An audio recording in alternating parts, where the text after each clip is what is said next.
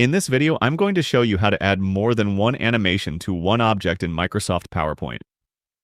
Launch the PowerPoint app and take a blank presentation. Delete the existing text boxes.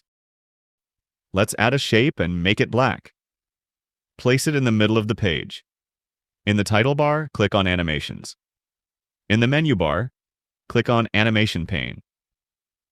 Now let's add an animation. If I add another animation to the same object, you can see that the second one removes the first animation. But we want both of them in the same object. This time, let's select the spin animation first. In the menu bar, click on Add Animation. Be sure to click on it after you have added your first animation. From this menu, select another animation to your liking. I will add the bounce animation. In the animation pane, you can see there are now two animations in the same object. Right-click on the second animation. In the drop-down, click on Start with Previous. Select the first animation and play it. Here, you can see that two different animations are now in one object.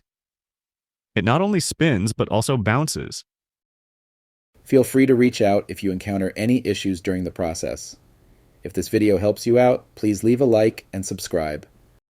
Comment below if you have any questions. If you need further assistance, consider hiring a professional using the link in this video below.